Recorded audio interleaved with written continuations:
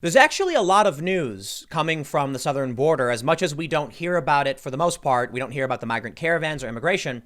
We actually have a couple big breaking stories. The first from just the other day, smugglers posed as border wall construction workers and a shootout ensued.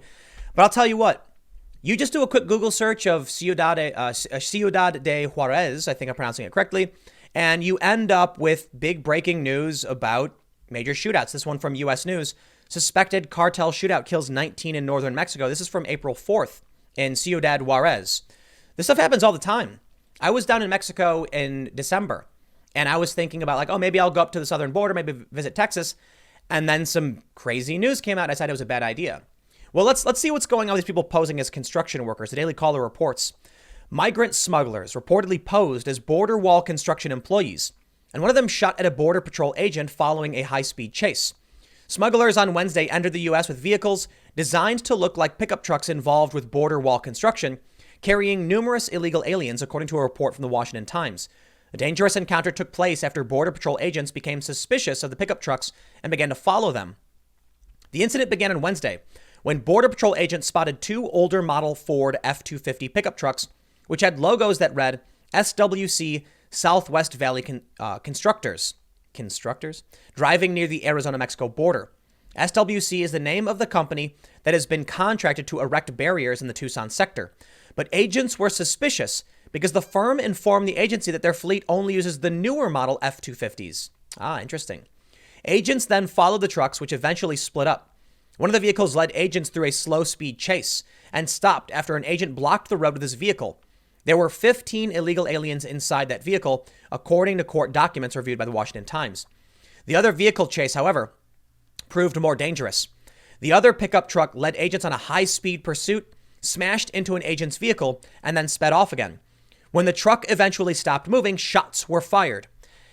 And these are the people that they're arguing should get access to stimulus and our health care.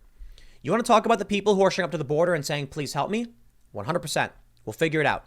You want to talk about the people that are shooting at our law enforcement agents and crashing into their vehicles, and now they deserve access to our financial system? The individuals ran off into Mexico. The pickup truck he left behind had 4 illegal aliens inside. While Customs and Border Protection did not confirm the details in the report to the Daily Caller News Foundation, a spokesman did confirm the shit had occurred. On April 1st, 2020, at approximately 2:30 p.m., a Border Patrol agent from the Tucson sector was involved in a failure to yield incident, an agent-involved shooting near Douglas, Arizona, Robert Daniels said to the DCNF on Monday. No injuries were reported at the time of this preliminary report. CBP said that the Federal Bureau of Investigations is leading the investigation into the incident, a typical action when a shooting of a Border Patrol agent is involved. The FBI did not respond to a request for comment from the DCNF. But this isn't the only story. There's actually many other stories, and there are even concerns about the actual border wall workers in New Mexico and coronavirus. Check out this story. I don't know how much of you, how many of you guys care about this stuff, because it happens all the time. And it's one of the reasons why I don't do consistent segments on it.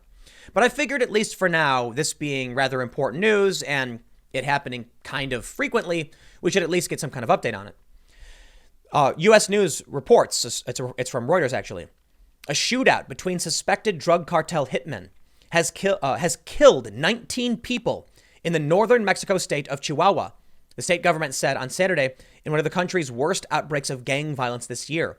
There are 2 criminal groups fighting over drug trafficking routes to the United States, Chihuahua's Attorney General Cesar Peniche told Reuters. And what happened when Donald Trump said that these people weren't our best and they're bad people and they're criminals? They said that he was talking about every single Mexican ever. He wasn't. When Donald Trump was talking about them not sending their best, my assumption was that he was talking about this. People killing each other in a desperate attempt to seize access to the United States to bring drugs here. Killing 19 people. Security forces found 18 bodies on Friday evening at the site of the gunfight in the municipality of Madera. And a wounded man picked up at the scene later died of his injuries, the state attorney general's office said in a statement. They also secured 18 long firearms, 2 vehicles, and 2 grenades, the statement said, adding that the search for armed men and the investigation of the site was continuing. Local media reported that the gunmen belonged to groups linked to the Juarez cartel and the rival Sinaloa cartel, which Peniche said was correct. On Friday, Mexican President Andrés Manuel López Obrador said violence among criminal groups had persisted despite the outbreak of the new coronavirus in the country. And it's funny because Mexico was downplaying the coronavirus and ignoring it. Now here we are. Sweden did the same thing. Look where they are. It seemed in late March, when the coronavirus had become more widespread, that we would have a considerable reduction in violence, Lopez Obrador said. Unfortunately, it didn't turn out that way. Last year, suspected drug cartel gunmen shot dead 3 women and 6 children, all members of a U.S.-Mexican Mormon community, in a daytime attack as they were traveling by car in the northern state of Sonora. So when Donald Trump wants to build border security, when the Democrats used to want security, it was because of this. It's because this stuff happens frequently. I kid you not. We have this story from April 4th, just a few days ago, and we have this story from, April 6th, but the incident occurred on April 1st. These are only a few days apart where people are shooting at other people. What should we do? Well, Bernie Sanders and Joe Biden have now both talked about decriminalizing border crossings and putting a moratorium on deportations. We're seeing now across the country, even in Chicago and in New York, they're saying they're going to grant access to illegal immigrants, access to our healthcare system and to our financial benefits. That is so insanely impossible. I don't know how else to explain it. I understand that we have to save the lives of everyone we can. For now, we do. It's a moral imperative. We must. But can we at least focus on what's going on at these border cities and who these people are who are coming here illegally? If Bernie Sanders had his way and they opened up the border and said, okay, it's a civil penalty for crossing, then these people would have such an easy time of smuggling people and drugs, and we don't want either of those things. Human trafficking is a very, very serious problem on the southern border. I don't understand why these Democrats don't want to take it seriously. I can only say it's the virtue signaling. They don't care about the fact that there are very serious coronavirus concerns on the border. Trump is securing the border. Trump is getting a lot of what he wants. But we have a lot of people coming into this country who might be sick, who aren't vaccinated, who can then bring these sicknesses here. It's one of the reasons why we have checkpoints. We can't sustain economics. We can't sustain our hospitals. We need to track who these people are and where they go. Right now, people are showing the flatten the curve graph, which you've maybe seen, right? You've got the big spike of coronavirus, then you've got the flatten the curve. We're not going to stop people from getting this, but we can draw it out so our hospital system can maintain itself, right? Some people are saying, you know what we should do?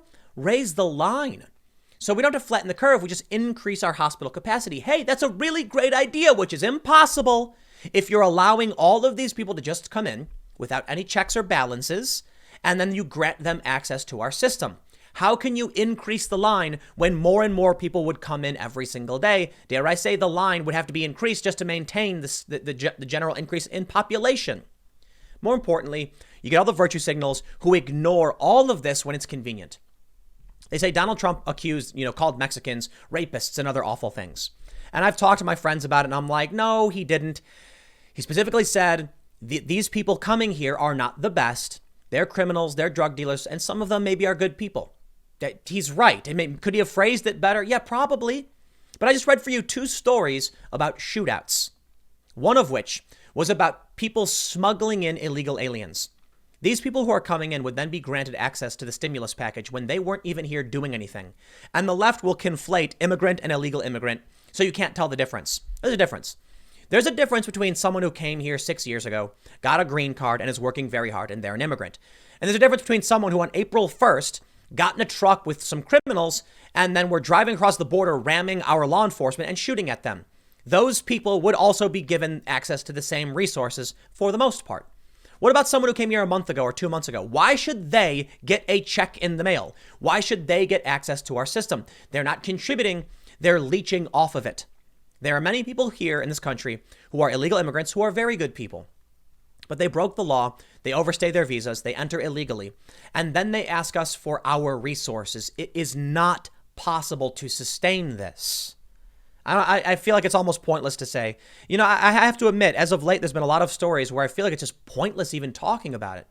Because the people people online in their echo chambers, they either already know it or they don't want to hear it. And now we're dealing with a major global pandemic, and it seems like the world is frozen in place. We can only talk about these things so often. I mean, maybe I can just be hopeful that some of the people who are locked in their houses will end up watching the stuff as viewership goes up, to whatever extent it does. Some people it's not really going up, but maybe they'll end up seeing this. Maybe they're bored. Maybe they'll actually read the news. And maybe that's why Donald Trump's approval rating has been going up.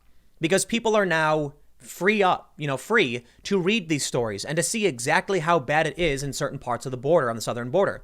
It's not a bunch of happy people coming across the border saying, yay, we've made it to the promised land. Even the people who come, who are good people, are wandering through the desert and dying and getting sick. And then you have people who are coming here with guns and attacking our law enforcement. These are not people who should be rewarded for this.